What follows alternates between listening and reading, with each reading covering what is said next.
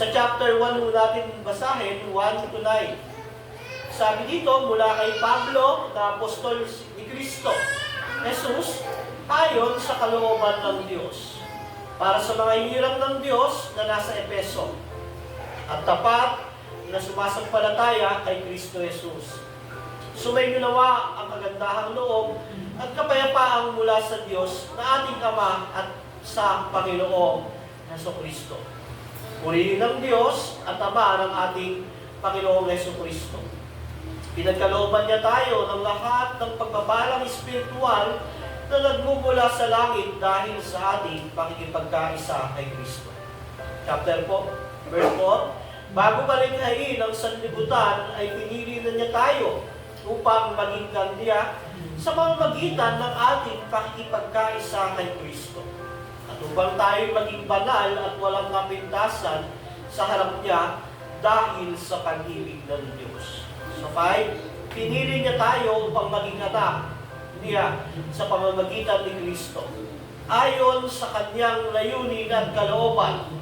Sa gayon ay purihin ang kaluwalhatian ng kanyang kagandahang loob na sagana niyang ibinigay sa atin sa pamamagitan ng kanyang minamahal na anak. Tinubos tayo ni Kristo sa pamamagitan ng kanyang dugo at pinatawad ang ating mga kasalanan. Ganon din kasagana ang kanyang kagandahang loob na binuhos niya sa atin ayon sa kanyang karunungan at kaalaman. Pinaunawa sa atin ng Diyos ang hiwaga ng kanyang kalooban ayon sa kanyang layunin na isa sa katuparan sa pamamagitan ni Kristo. Salamat sa pagkabasa ng salita ng Panginoon. Ang libro ng Efeso ay sinulat ni Apostol Pablo. Doon mismo sa unang bahagi, sabi niya, ako si Pablo, apostol ng Panginoong Jesucristo. Pinapakita roon na ang sumulat ng Book of Ephesians ay si Paul. Sinulat po ito ni Paul during AD 60 to 61. At ang mga audience niya ay mga mananampalatayang mga hentil. Mabasa ho natin yung pagbiministeryo ni Pablo mula Jerusalem, pumunta siya sa Corinth. Pagkatapos siya pumunta ng Corinto, pumunta siya sa Efeso.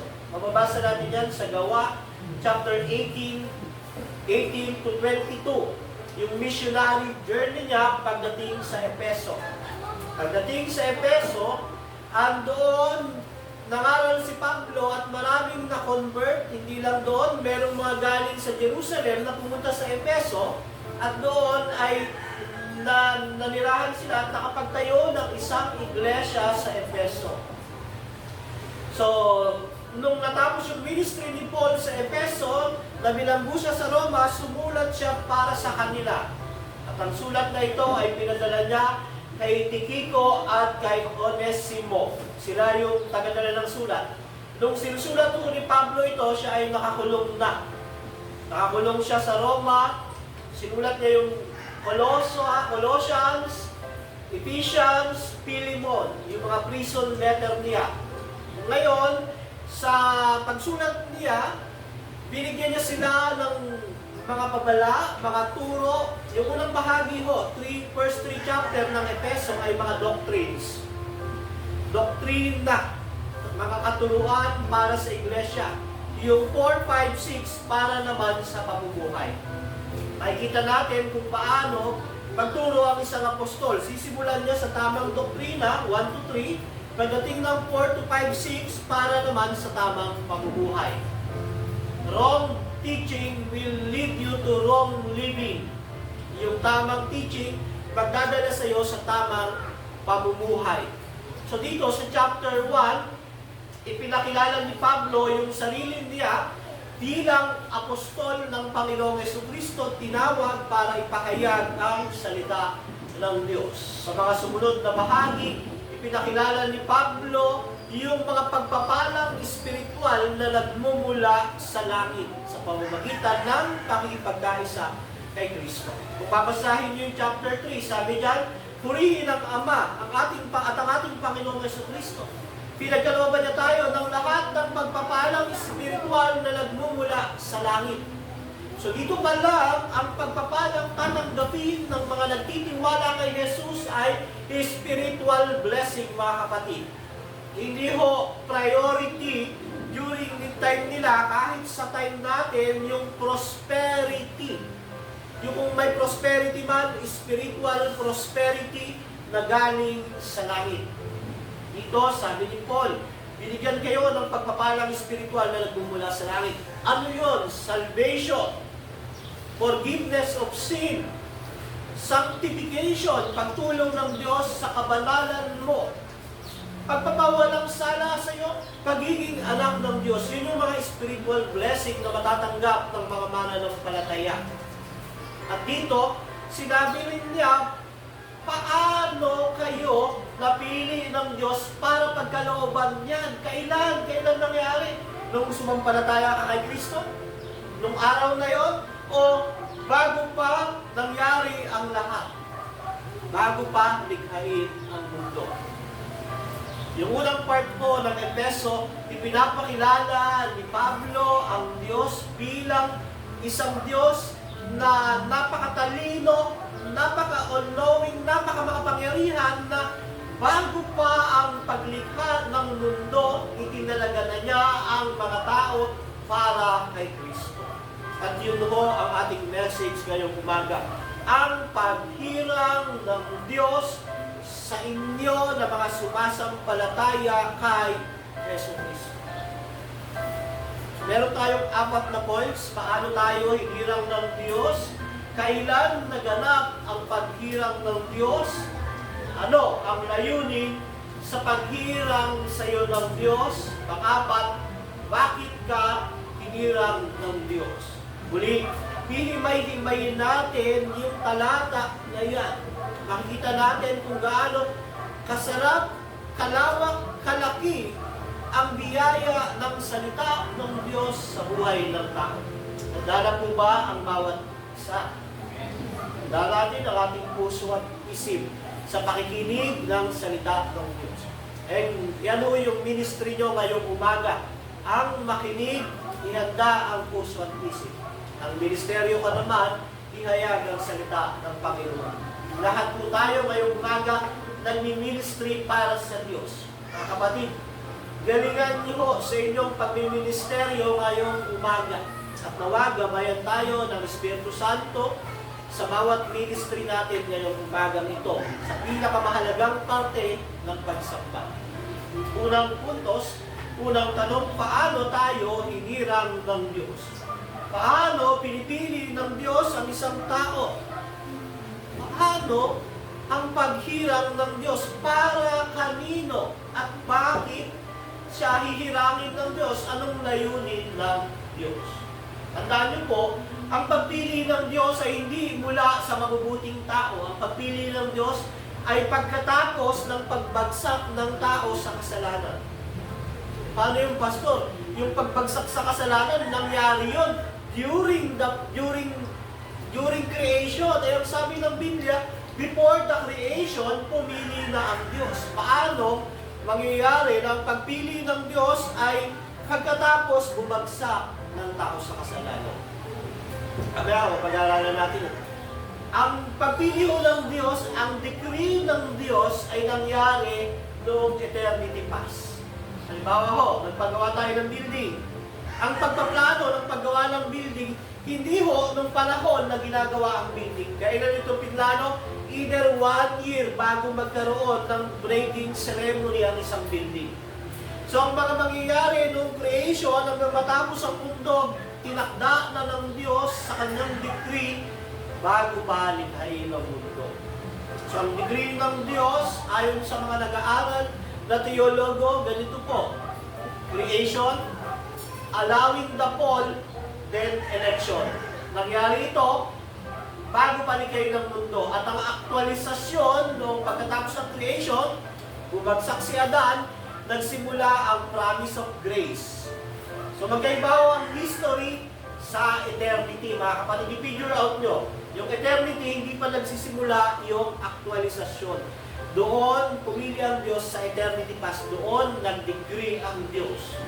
Kumbaga, Yung plano ng building, ginawa dito sa isang taon bagong magsimula yung breaking ceremony ng paggawa ng building.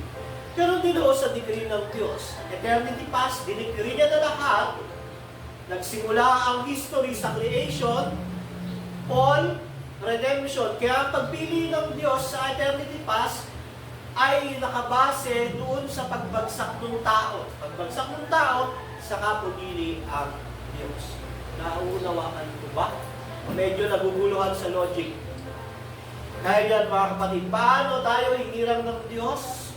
Para kanino, anong layunin? Sa verse 4 po, basahin natin.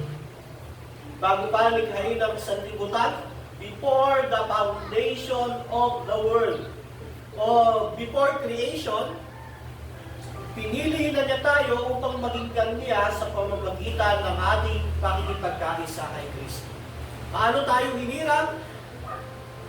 Sa pamamagitan ng pakikipagkaisa kay Kristo. At sumunod, at upang tayo maging banal, walang kapintasan sa harap niya, dahil sa pag-ibig ng Diyos.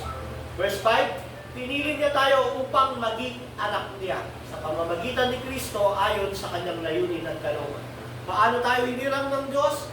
Sa pakikipagkaisa kay Kristo. Pangalawa, para maging anak niya. Paano ka pinili ng Diyos? Sa pamamagitan ni Jesus. Hindi ka pinili ng Diyos dahil nakita niya sa future na magsisimba ka sa simbahan nito. Dahil nakita niya sa future na magiging tagasunod ka at sasampalataya ka. Hindi ka pinili noon. Pinili ka dahil kay Kristo.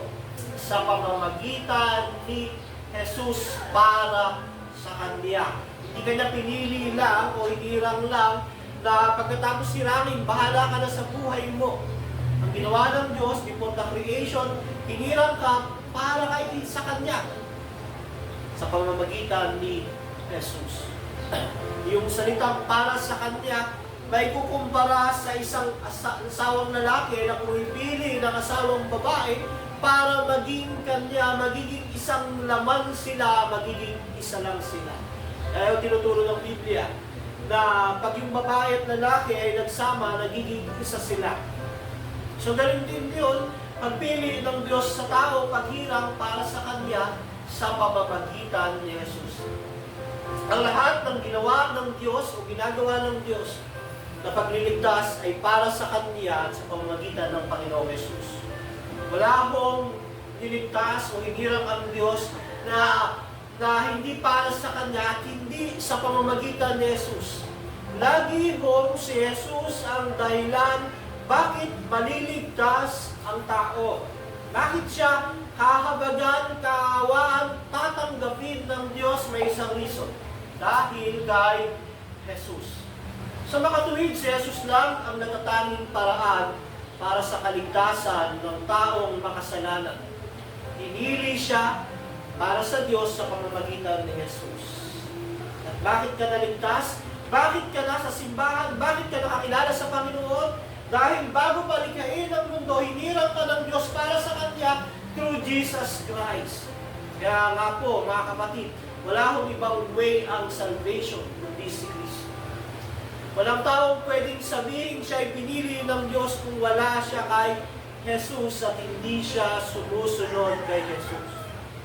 Wala akong taong mag-claim. Pwede niyang i-claim pero sa harap ng Diyos, isa siya sinungaling. Dahil ang sinasabi ng Biblia, ang paghirang ng Diyos before the foundation of the world ay para sa Kanya through Jesus Christ. At hindi lang yun, hindi lang daw tayo pinili. Siya rin ang nagbigay ng kaparaanan sa kaligtasan. Di ba? Hindi lang ikaw hinirang ng Diyos, siya pa yung nagbigay ng paraan para maligtas ka. Paano? Repentance, faith in Christ. Yun yung binigay na paraan. Pinadala niya ang kanyang anak, ang Panginoong Jesucristo, naging tao. At sa kanyang pagiging tao, hiniligtas na tayo mula sa ating kasalanan. Pinili niya tayo upang maging anak niya sa pamamagitan ni Jesucristo ayon sa kanyang layunin. Ano ang mabuti sa iyo para gawin kang anak ng Diyos? Kung babasihan natin ang buhay natin, mga kapatid, ano ang karapat-dapat sa atin para gawin tayong anak ng Diyos? Wala ho, maliban lamang kay Hesus Kristo. Kung tatanungin kita, kapatid, mabuti ka bang tao? Kung sasagot ka sa akin ng oo, tatanungin kita, ilang beses kang nagsinungaling sa buong buhay mo? Siguro di mo na mabilang. Kaya anong tawag sa taong nagsisinungaling? Sinungaling. Yung pagsisinungaling ay hindi karapat-dapat sa harapan ng Diyos. Muli, kung tatanungin kita, nakuha ka na ba ng bagay na hindi sa'yo? Kahit candy, kahit ballpen? Sasabihin mo, oo, nung bata ako, maraming beses may mga bagay akong kinuha hindi sa akin. Anong tawag sa nangunguha ng mga bagay na hindi kanya? Magnanakaw. So, isa kang sinungaling, isa kang magnanakaw, pero gagawin kang anak ng Diyos. Uli, kung tatanungin kita, ginamit mo na ba ang pangalan ng Diyos para sa hindi kanais-nais na bagay, kagaya ng mga salitang OMG, gano'n? Nasabihin mo, ibig sabihin, inalapastangan mo ang pangalan ng Diyos. Anong tawag sa mga taong yun? Mapaglapastangan sa Diyos. Naranasan mo na ba na tumingin ng may pagdanasa sa iyong kapwa? Sasabihin mo, opo. So, anong sabi ni Jesus, yung mga taong gano'n ay nakikiapid sa kanilang isip. So, kung titignan natin, anong klase tayong tao bago tayo gawing anak ng Diyos? Base sa inyong sinabi, base sa pagtingin sa mga karanasan natin sa buhay, tayo yung mga sinungaling, magnanakaw, mapaplapastangan sa Diyos, nakikiapid sa ating isip. Pero sa kabila noon, pinili at hinilang tayo ng Diyos dahil kay Kristo. Bakit? Dahil si Kristo yung nagsilbing tagapagbayad ng kasalanan natin. Binayaran ni Kristo yung kasinungalingang naisip na gawa natin sa krus ng Kalbaryo. Binayaran ni Kristo yung mga ninakaw nating maliit na bagay na kasalanan sa Diyos sa krus ng Kalbaryo. Binayaran ni Kristo yung paglapastangan natin sa pangalan ng Diyos sa krus ng Kalbaryo. Binayaran ni Kristo yung pakikiapid natin sa ating isip sa krus ng Kalbaryo. At ibinigay niya yung katwirang para sa atin. Naging anak tayo ng Diyos. Yung mga taong sinungaling, magnanakaw, nakikiapid, mapaglapastangan sa Diyos, ginawang anak ng Diyos dahil kay Kristo. At hindi ito nagsimula ngayong panahon na to, bago pa likhain ng mundo, kilala na niya ang pangalan mo, alam na niya ang magiging buhay mo, alam na niya kung anong mga gagawin mo. Pero sa kabila noon, hindi nagbago ang isip ng Diyos. Yung hinirang niya bago likhain ng mundo sa pamamagitan ni Jesus, ginawa pa rin niyang anak kahit maraming kasalanang nagawa. At ang paraan na ginawa ng Diyos, kailangan mo sumampalataya. Pagsisiya ng kasalanan, talikuran nito, at magtiwala kay Jesus.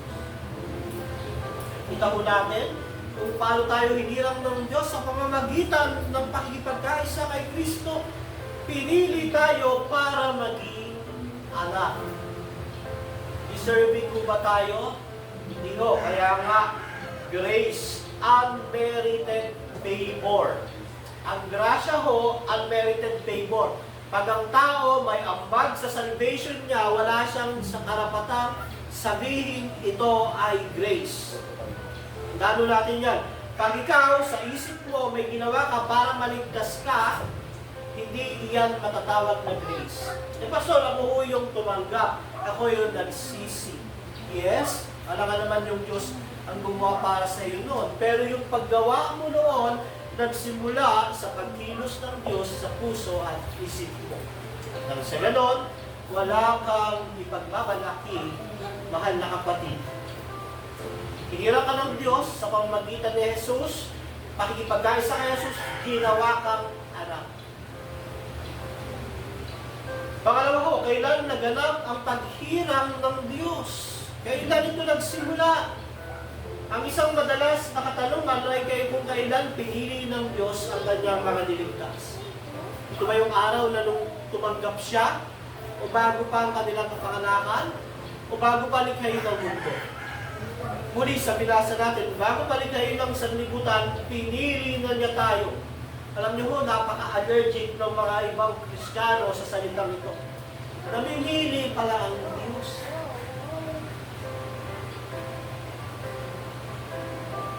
Minsan napakahirap tanggapin ng mga mananampalataya yung salitang ito na parang walang karapatan ang Diyos. Parang hindi siya Diyos. Ikaw nga, namimili ka, di ba? Kung ano gusto mo kainin, kung sino yung makapangasawa mo, hindi ka mapayag na, ito na asawa mo. Ito na yung mo, hindi, namimili ka. What more yung manlilikha, yung Creator.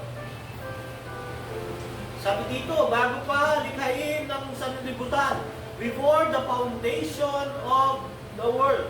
Ang pagpili ng Diyos bago pa tayo mabuhay sa mundo ito. Anong pinapakita nito? Dahil ho, ang pagkirang ng Diyos ay dito sa eternity past, walang part ang tao sa eternity past. Pero sandali lang ho, ang election ho ay hindi pa salvation, ha? Election for salvation. Hindi ibig sabihin na elect ka na rin, napili ka rito, hindi ligtas ka na kaagad. Pero iyon, papunta yun sa kaligtasan. Bakit ko sinasabi ito? Kasi merong mga kakaibang kautakan ng mga Kristiyano. Sasabihin nila, pinili na pala ng Diyos yung maliligtas, bakit pa tayo mag-share ng gospel? Bakit pa mag-church? Maliligtas naman sila. Di ba yung isip na gano'n, isip tamad, na may pinili na pala bakit pa tayo? Kasi gusto lang nilang kontrahin yung Biblia, yun yung realidad. Hindi nila matanggap yung turo ng Biblia, ang tendency ng kanilang makasalanang katawan kontrahin yung tinuturo ng Biblia. So, dito makikita natin ang salvation o election ng pagpili ng Diyos ay for salvation. Kailan ka naligtas? Nung panahong sumampalataya ka. Sa history nangyari yung salvation mo, pero yung paghirang sa'yo sa eternity past. Nagigets po? So dahil ang paghirang ng Diyos before the foundation of the world, ang kaligtasan ay grace. Grace, kapatid, kasi hindi mo inutusan yung Diyos sa eternity past na, Lord, piliin mo ako, wala ka pa nun eh. Hindi nakita lang, hindi ka pa gumagawa ng masama, kabilang ka na sa hirang ng Diyos. Dito sa grace, grace yun, unmerited favor, wala kang ambag. Bukod doon, dahil dito, ang paghirang ng Diyos sa eternity past, ibig sabihin, secure ang salvation mo, kapatid. Sigurado. Hindi lang salvation is by grace, sigurado pa ang salvation mo. Before creation, hindi ka pa pinapanganak. Hinirang ka na ng Diyos para kay Kristo. Ando na yung pangalan mo. Ito ay grace. Di ba? At ito ay sigurado. Kasi bago pa mangyari, tinalaga na niya, tinakda na niya. Pag hindi talaga ba ng Diyos dito sa eternity past, tinakda niya, may kakayahan ba ang tao na baguhin niyon? Pastor, may free will kami. Meron kaming free will. Walang magagawa ang Diyos pag ayaw namin sa Kanya. Hindi ikaw na ang Diyos. Kung ano man ang hinirang, tinalaga, tinakda ng Diyos, nagbabago mo ba ang Diyos? Hindi ho. Pero alam nyo, kapangyarihan ng Diyos, kahanga-hanga. Bagamat meron siyang itinakda, meron siyang hinirang, meron siyang itinalaga, hindi ka niya ginawang robot, kapatid. Magdidesisyon ka kung magtitiwala ka o sasampalataya ka kay Kristo. Hindi ka piling robot, pero lahat ng gawa mo ay alam ng Diyos, anumang desisyon mo, pero hindi ka niya ginawang robot. Iyon ang makapangyarihang yung soberanya ng Diyos. Pastor, hindi talaga pwede kasi parang pelikula yan, pag ginawa ka ng direktor ng script mo, kailangan sundin mo. Hindi ho kasing liit ng direktor ang Diyos. Huwag natin limitahan ang kapangyarihan ng Diyos. Kasi kung hindi tinalaga, tinirang ng Diyos, ang tao ang magbahalang magdesisyon, ibig sabihin, hindi makapangyarihan ng Diyos, pero makapangyarihan mo ang Diyos.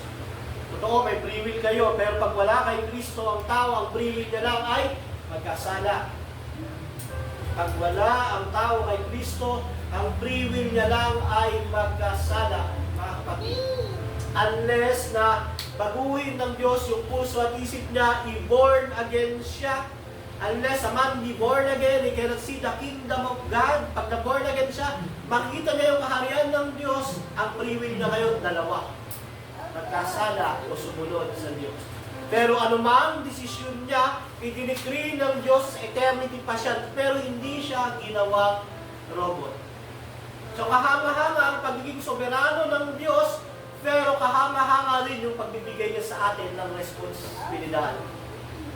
May responsibilidad ka, kapatid. Hindi porket pinirang ka na rito, mamumuhay ka na parang demonyo. Dapat, pag hinirang ka dito, ang tamang response niya, mamuhay ka para kay Kristo. Nakipaglaban sa kasalanan. Pinapatay ang kasalanan araw-araw. Sinasampal-sampal mo yung mga pagnanasang gustong pagharian ka. Sinasakal mo yung mga kasalanang mahal na mahal mo dati na ngayon ay pinabubuhayan mo dahil pinago ka na ni Kristo. Muli, ang pagpili ng Diyos bago paligay ng mundo ay grace. Dahil wala kang ambag. Bukod doon, secure ang salvation mo. Yan ang atake ni Satanas sa bawat isa. Sabihin ni Satanas, pag nagkasala ka, nako, hindi ka naman talaga Kristiyano eh. Kasala ka na naman. Hindi ka naman Kristiyano, huwag ka na mag-church. Backslide ka na. Yan ang bulong ni Satanas pag nagkakasala ka. Pero huwag kang maniwala roon. Secure ang salvation mo. Ang tamang gawin mo kaysa makinig ka sa kay Satanas, magsisi ka, bumalik ka kay Kristo. Ngayon naman, yung isang bulong niya na secure pala yung salvation mo, kapatid eh. Magkasala ka na lang palagi. Diba? Sure naman elected ka, napili ka bago likhain ng mundo. Pwede ka nang mamuhay sa kasalanan kasi papatawarin ka naman. Isang kalokohan na binubulong ni Satanas sa mga Kristiyano. Pag naririnig mo yan, layas Satanas. Sa Diyos lang ako makikinig. At dahil ang aking salvation ay before the foundation of the world, hindi ako mawawala sa kamay ng Diyos. Dahil hindi ako mawawala sa kamay ng Diyos, iniingatan niya ako, minamahal niya ako. Paglilingkuran ko siya ng tapat at patuloy akong makikipaglaban sa aking kasalanan. Ngunit kapatid, hindi ba nakakagala na ang paghirang ng Diyos ay hindi base sa kalagayan ng tao, kagustuhan ng tao, kundi dahil sa kanyang kalooban na layunin. Ang point, ang kaligtasan ay biyaya lang ng Diyos. Alam niyo yan, salvation is grace of God. Pero dapat nyung maunawaan ng salvation na yan, nagsimula bago palikhain ng mundo. Kasi kung nagsimula sa iyo yan, hindi grace yan. One time, meron ako nakausap na, kaibigan ko rin naman ng pastor, na study sa Bible. Sabi niya, Pastor, ang salvation ay by grace. Sabi ko, tama po. Pero kailangan nasa tamang pagtanggap mo. Sabi ko, paano mo sasabihin grace, kayo, ikaw yung dapat tamang tumanggap? Sabi ko, by work siyang tinutukoy mo, kapatid. Kasi sabi mo, by grace, pero dapat naka-base sa tamang pagtanggap mo. Kita mo, ikaw ang bida. Ang salvation ay gift ng Diyos o grace ng Diyos. Yung pagtanggap mo ay bunga ng regeneration. Kahit i-sinner's prayer mo ang tao ng 1,000 beses, kung hindi kikilos ang Diyos, mananatiling patay iyan. Pero pag ang tao nakarinig ng gospel, kumilos ang Diyos, maliligtas siya. Bakit? Dahil po sa Diyos. Kaya siya grace, walang ambagang tao. Yung kanyang pagtanggap, pag-sinner's prayer, pagsisisik, bunga pa rin ng regeneration o pagkilos ng Diyos. So, purahin natin sa kaisipan yung dating bida ang tao. Purahin natin sa kaisipan na ang parang Diyos yung free will. So, naalala ko, may klase ako dati. Walang magagawa ang Diyos kasi may free will ako. Kung ayaw ko siyang tanggapin, wala siyang magagawa. Ayabang, di ba? Sabihin mo kaya kay Lord John, ng harapan, mabuti hindi tayo pinapatamaan ng kidlat. Sasabihin mo na, wala siyang magagawa dahil sa free will ko. Eh kung magkasakit ka, sumakit yung ngipin mo, wala kang magawa para pagalingin yun. Hindi kayang pagalingin ng free will mo yung sakit ng ngipin mo. Diba? Tapos sasabihin mo, walang magagawa ang Diyos dahil sa free will mo, hindi yun. Ang Diyos ang may totoong free will.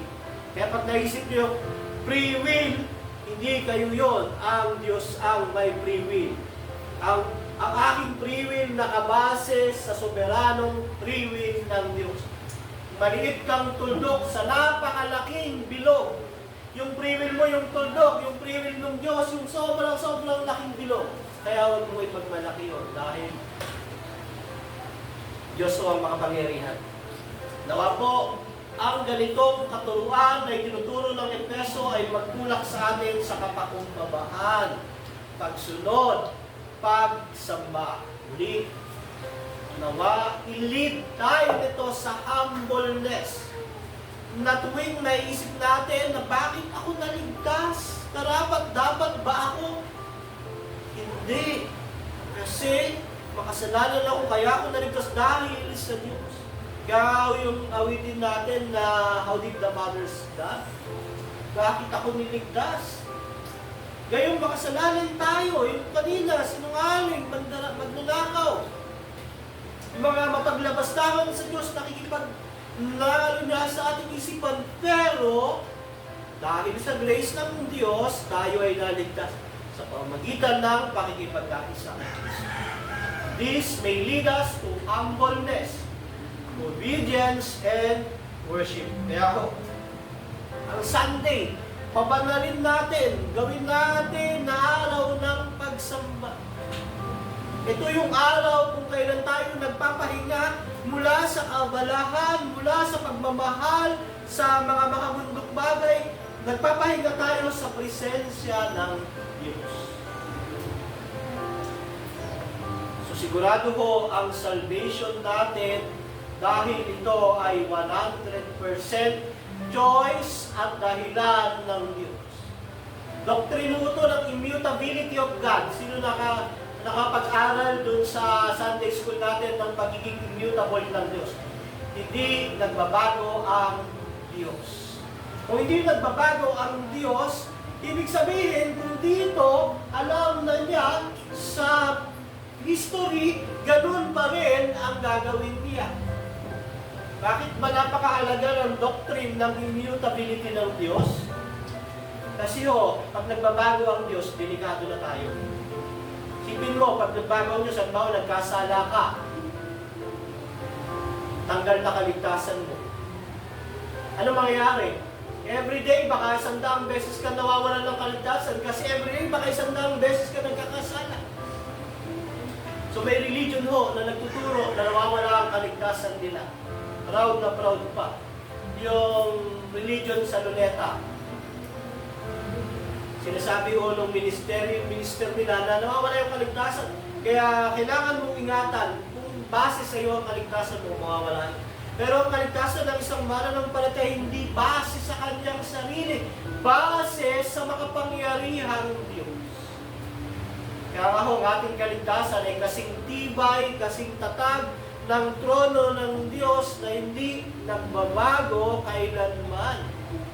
Every time na pinagdududahan mo ang gawa ng Diyos sa buhay mo, alalahanin mo na ang kaligtasan mo ay sintibay at tatag ng trono ng Diyos. Hindi magbabago kailanman. Gaya lang sinasabi ni Pablo sa Roma 8:35-39, sino ang makapaghihiwalay sa atin sa pag-ibig ni Kristo?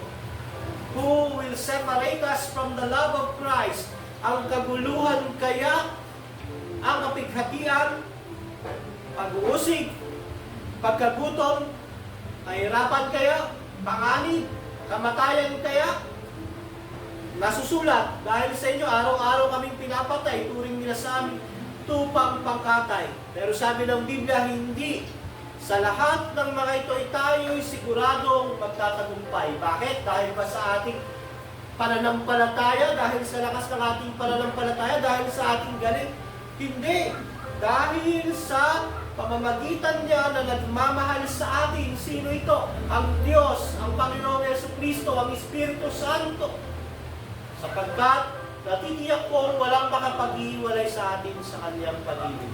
Kahit ang kamatayan, ang buhay, ang mga anghel, mga pamunuan, mga kapangyarihan o kasalukuyan o ang hinaharap. Ang kataasan, ang kalaliman, o alinbang nilalang ay hindi makapag-iwalay sa atin sa pag-ibig ng Diyos na ipinagkaloob sa atin ni Kristo, na ating Panginoon. Sabi ng Biblia, ano man daw, hindi tayo maiiwalay sa Diyos. Bakit? Dahil ang Diyos ang mayroon.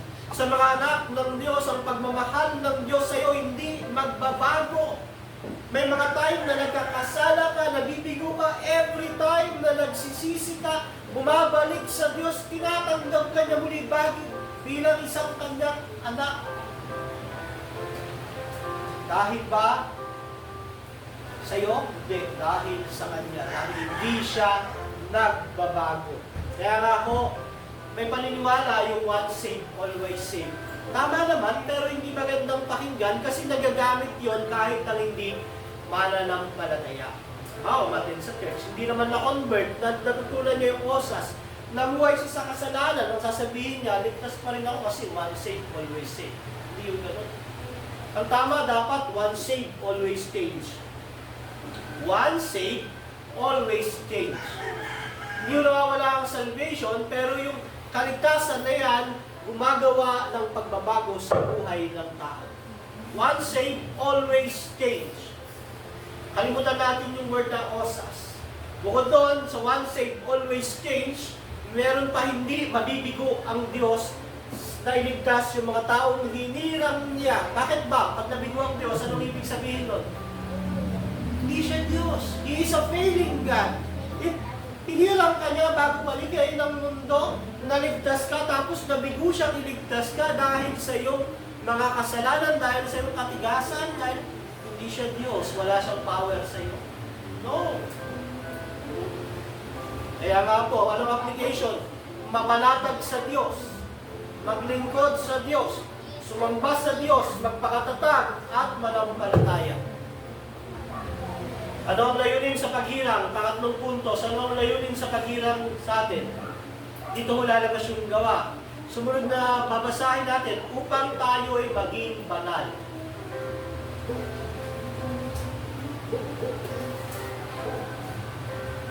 Sabi diyan, bakit tayo hinirang? Upang tayo ay maging banal at walang kapintasan sa harap niya dahil sa pag-ibig ng Diyos. Bago paligay ng mundo, pinili ka para kay Kristo. Anong dahilan? Dahil sa Diyos. Para ano mangyari sa iyo? Para maging banal, walang kapintasan sa harap niya. Bakit? Dahil sa pag-ibig ng Diyos. Yung maging banal ho, ang ginamit na Greek word ay hagios, ibig sabihin, separated, hiwalay, set apart. Yung holiness, na galing sa salitang hagios, ibig sabihin nun, separated. Halimbawa, may carrots, iniwa mo, iniwalay mo, ganon. Bawa yung carrots, bulok yung kalahati, iniwa mo yung hindi bulok, iniwalay mo, yun yung sinabing banal, separated, iniwalay. So, marami yung example sa Biblia ng mga separated o hiwalay, yung templo ng Diyos. Hiwalay po yan sa iba't ibang building. Iba ang ordinary building sa templo ng Diyos. Diba? Yung mga pari sa Old Testament, iba ang mga pari sa mga ordinaryong tao nung panahon na yun. Ngayon, yung mga hayop na inaalay sa templo, iba rin yun. Separated yung mga yun. Ngayon, tayo, bilang mga hinirang ng Diyos, tayo ay holy o separated. Yun yung layunin ng Diyos para maging banal at walang kapintasan sa harap ng Diyos. Diba? Kaya ka pinili ng Diyos para sa kabanalan. Bakit ka nakikipaglaban sa kasalanan everyday ng iyong buhay para sa kabanalan, kapatid? Pag ikaw ay naligtas kay Kristo, ito ang magiging resulta niyan. Mamumuhi ka sa kasalanan. Ayaw mo na ng kasalanan, hindi na kayo bati. Kaya nangyayari, separated ka sa kasalanan, nagbubunga yon ng kabanalan. Di ba? Kaya kailangan ipamuhay, patayin ang kasalanan, mamuhay ng isang bagong nilalang. 2 Korinto 5:17. Hindi na, ano ba yung 2 Korinto 5:17? Naalala nyo? Ang sino bang nakipagkaisa kay Kristo ay isa ng bagong nilalang, wala na ang dati ng pagkatao, napalitan na. Di ba? If anyone is in Christ, he is a new creation. All things have passed away. Kung ikaw ay totoong na kay Kristo, nawala na yung dati mong pagkatao, na bago na. Ibig sabihin, may bagong nilalang na namumuhay sa loob mo. Ang tanong, mga kapatid, are you living a holy life? Nagsisikap ka bang mabuhay ng may kabanalan o mahal mo pa rin yung kasalanan? Iba ka na ba? Namumuhi ka na sa kasalanan, bagamat minsan nagdadapa ka pero hindi mo gusto, hindi mo mahal. Magkaiba ho yung nagkakasala sa namumuhay sa kasalanan. Litin ko ha, magkaiba yung nagkakasala kaysa sa namumuhay sa kasalanan. Yung nagkakasala, hindi niya gusto ang kasalanan. Ibig sabihin, namumuhi siya pero nadadapa siya minsan. Ito yung mga Kristiyano, nagkakasala. Pero yung mga wala kay Kristo, namumuhay sa kasalanan, wala siyang pake, basta gawin niya lang kung ano ang gusto niya. So ang tanong, ikaw ba ay namumuhay ng holy life? Ikaw ba yung kabilang doon sa nagkakasala pa o doon sa namumuhay sa kasalanan? Lahat po tayo, kung ikaw ay Kristiyano, andun ka sa nagkakasala ka, pero hindi mo gusto, hindi mo mahal ang kasalanan, kaya araw-araw pinapatay mo ito, nilalabanan mo, wala ka na sa dating buhay na namumuhay sa kasalanan. Kaya nga kapatid, iba ka na ba? Are you living a holy life? Ang buhay mo ba ay alay na para sa Panginoon? Sumunod, dahil sa pag-ibig ng Diyos, ginawa tayong anak sa pamamagitan ni Jesus. Maging kawangis ni Kristo, puno ng pagmamahal at kahabagan. Hindi tayo pinili ng Diyos para magyabang, magmalaki, maging hambog. Ang pagpili niya sa atin dahil sa kanyang pag-ibig, magbunga nawa ito ng pag-ibig sa ating kapwa. So ang pag-ibig ko ay hindi pangungunsinte, ang pag-ibig ko ay may pagtutuwid. Hindi ibig sabihin na nasisermonan kayo, napapagalitan kayo ng mga nagmamahal sa inyo, ng inyong pastor, hindi na kayo mahal. Ang pagmamahal mo, minsan pagtutuwid. Ang pagmamahal ay pamamalo, minsan sa takalan. At ang pagkukonsinti ay hindi yung pagmamahal. Kaya nga ho, ang pag-ibig ng Diyos ay magbubunga ng pag-ibig din sa ating mga buhay. At ang pag-ibig na ito ay kasama diyan yung pagtutuwid, pangangaral, pagpapahayag ng katotohanan, at higit sa lahat, pagbabahagi ng Ebanghelyo at pagmamahal sa kapwa. Pinili tayo ng Diyos para iligtas, maging kagaya ni Kristo para maging anak tayo ng Diyos. Ang isang basic na tanong, anak na ba tayo ng Diyos? Nabubuhay na ba tayo at sumasamba sa Panginoon bilang anak ng Diyos? Kung tayo ay mga anak ng Diyos, amen, di po ba? Say amen. Amen. Anak tayo ng Diyos, tayo ay mga bagong nilalang na karanas ng bagong kapanganakan, born again. Ang born again o ay hindi relihiyon, ito ay karanasan, experience mo nung ipinanganak kang muli dahil kay Kristo, dahil sa pananampalataya kay Kristo na bunga ng pagkilos ng Diyos. Pero ito yung paalala mga kapatid, maging matyaga kayo sa inyong sarili. Kasi ang totoo, matigas ang ulo ninyo, mga kapatid. Maging matyaga kayo. Huwag ninyong uhusgahan ang inyong sarili na hindi kayo anak ng Diyos. Ang buhay ng Kristiyano ay buhay ng pagsisisi, buhay ng paglapit lagi sa Diyos. Kaya maging matyaga kayo sa inyong sarili. Maging matyaga rin po tayo sa ating mga kapwa. Diba? Minsan meron tayong mga binabahagian, sinesiran, mga mahal sa buhay. Iba naman po. Parang hindi tumatalab yung salita ng Diyos, maging matyaga tayo dahil naging matyaga ang Diyos sa atin. Maging matyaga rin tayo sa ating sarili dahil matitigas ang ulo natin, mga nagkakasalang pa tayo. Pero sa ating pagtityaga sa ating sarili, lakipan natin ito ng katatagan. Lakipan natin ito ng paglilingkod sa Diyos, pagsamba sa Diyos, pagmamahal sa Diyos. Kaya sa huling puntos, bakit tayo hinirang ng Diyos? Sa verse 6, sa gayon ay purihin ang kaluwalhatian ng kanyang kagandahang loob na sagana niyang binigay.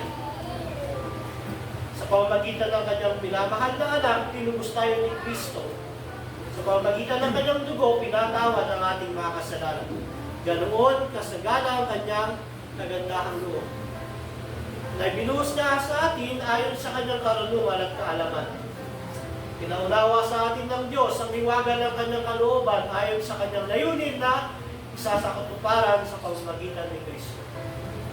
Verse 10, pagdating ng takdang panahon, layunin niyang tipunin lahat ng nilikha sa langit at sa lupa at ipasailalim ito ang mga ito kay Kristo. Bakit na tayo hinirang para purihin ang kaluwalhatian, kagandahang loob na saganang ibinigay para sa atin? Sa English, to praise His grace and glory, para papurihan mo ang biyaya ng Diyos sa iyong buhay.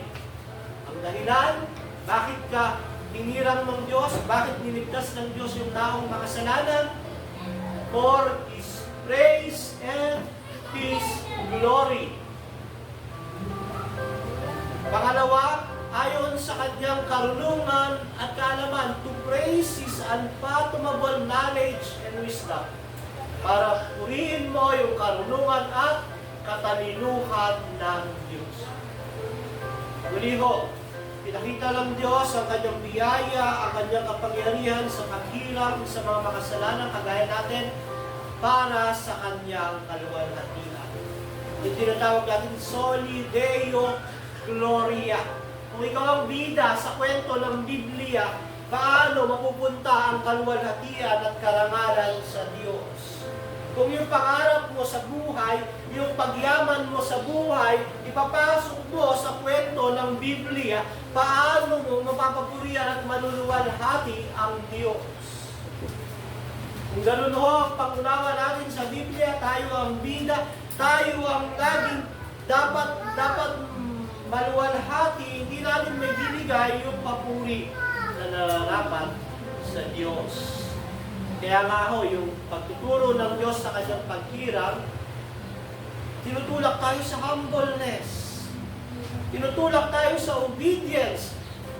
Tinutulak tayo sa pagluwalhati at pagpuri sa Diyos. Kaya mga kapatid, nawa ang aral na ito ay magdulot sa atin ng pagpapakumbaba, pagsunod at pagsamba sa Diyos. As a conclusion, paano tayo hinirang ng Diyos? Sa pamamagitan ng Panginoong Jesucristo para sa Kanya, para maging anak niya. Kailan naganap? Bago palikhain ng mundo. Ano ang layunin niya? Anong layunin? Para ipakita ang kanyang pag-ibig, ang kanyang katalinuhan, ang kanyang kagandahang loob. Bakit tayo hinirang? Para luwalhatiin natin siya. Ang mga taong wala kay Kristo, hindi sila makapagbibigay ng kaluwalhatian kailanman sa Diyos. Ang mga taong wala pa kay Kristo, hindi sila kailanman makapagbibigay ng kaluwalhatian sa Diyos. Ang mga taong wala kay Kristo, hindi sila kailanman makapagbibigay ng kaluwalhatian sa Diyos. Ang tanging paraan para makapagbigay sila ng kaluwalhatian sa Diyos ay mapunta sila kay Jesucristo. At ano ang paraan para sila ay mapunta kay Jesucristo? Marinig nila ang mabuting balita ng Diyos sa pamamagitan ni Jesucristo. Ano ang kailangan nilang gawin? Talikuran ng kasalanan, pagsisiyan, sumampalataya kay Kristo.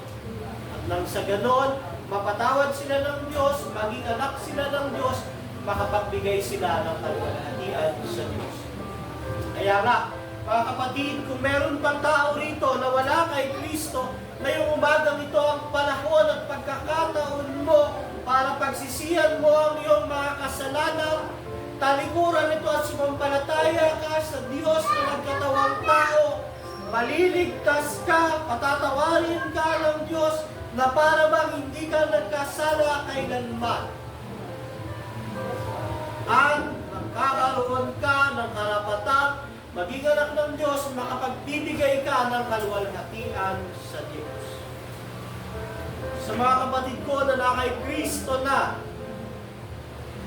ang lahat ng iyong ginagawa, kahit yung kaliit-liitang pag-alaga ng anak, pagpapasalamat sa araw-araw na nararanasan mo, kahit yung simpleng pagdighay, pagkatapos mo kumain, binibigay mo yung kaluwalhatian sa Diyos, nagbibigay yun ng glory sa Diyos. Bakit? Kasi na kay Kristo ka, kapatid. Yung pagkain mo sa araw-araw, yung pag-inom mo ng tubig, yung trabaho mo, ano man ang iyong ginagawa, pag ito ay dinededicate mo kay Kristo at ikaw ay na kay Kristo, nagbibigay yun ng kaluwalhatian sa Panginoon. Kaya galingan mo, pag-usayan mo. Pero wag naman mo na magaling tayo sa trabaho, sa negosyo, pero pagdating sa worship natin, napapabayaan natin, hindi mo nagbibigay ng kaluwalhatian. Meron tayong tinatawag na first come first, priority pa rin ang worship ang Diyos. Pero hindi pinababayaan ng Diyos na hindi natin galingan sa mga adikain natin sa buhay. Wag lang darating sa point na kapabayaan natin yung spiritual natin buhay. Dahil ang pagbibigay ng kaluwalhatian sa Diyos, hindi lang pagsamba, kundi sa araw-araw na ginagawa natin. Kung tatay ka, mahalin mo yung asawa mo. Kung asawa kang babae, magpasakop ka sa asawa mong lalaki. Kung nanay ka, at kung anak ka, igalang mo yung nanay at tatay mo. Sabihin mo, babae, pastor, yung asawa ko kasi matigas ang ulo, pasaway. Alang-alang kay Kristo, kapatid. Magpasakop ka. Kasabihin naman ng lalaki, buwan na yan kasi asawa ko, pastor, ang hirap mahalin nun. Biro mo, ang sabi ko palang, nabanggit na yung nakabanggit na ng isang talata, napakama. Alang-alang kay Kristo, mahalin mo kapatid. Kung anak ka naman, kasi pastor, yung tatay ko sa kananay ko, lagi na lang nagagalit, lagi na lang kami pinapagalitan. Bilang mga anak, utang ninyo ang buhay ninyo sa Diyos. Ang nanay at tatay nyo ang ginamit para mabuhay kayo sa mundong ito. Alang-alang sa Diyos, igalang nyo at irespeto ang inyong mga magulang. At doon sa mga simpleng bagay na iyon, kung ikaw ay na kay Kristo, nagbibigay ka ng kaluwalhatian sa Diyos. Tinalo mo yung Pope na nasa Vatican sa pagbibigay ng kaluwalhatian sa Diyos. Tinalo mo yung mga ministro na hindi naman ginagawa kung ano yung inuutos ng Diyos. Tinalo mo ang pagiging religyoso kung sa pamumuhay mo, pinapakita mo ang pagbibigay ng kaluwalhatian sa Diyos. Muli, sa mga kapatid ko na kay Kristo, manindigan, maging mapagpakumbaba, maglingkod ng may katapatan sa Diyos, dahil mahal ka ng Diyos. Yung mga pagsubok na darating sa buhay mo, bigay yan ng Diyos para patatagin ka. Yung dark providence, binibigay yan ng Diyos para magtiwala ka sa Kanya. Dapat maging matatag. Muli po, sa mga wala pa kay Kristo, sumampalataya kayo. Talikuran ng kasalanan, tatanggapin kayo ng Diyos. Kahit yung pinakamasamang tao, pinakamasakasalanang tao, tatanggapin ng Diyos alang-alang kay Kristo. Ano pa hinihintay natin? Kung wala tayo kay Kristo, Sa oras na ito, pagsisihan, talikuran, manampalataya sa anak ng Diyos, maligtas at karoon ng buhay na walang hanggan. Nawa po, naging pagpapala at biyaya sa atin ang mensahe ngayong umaga. Tayo po ito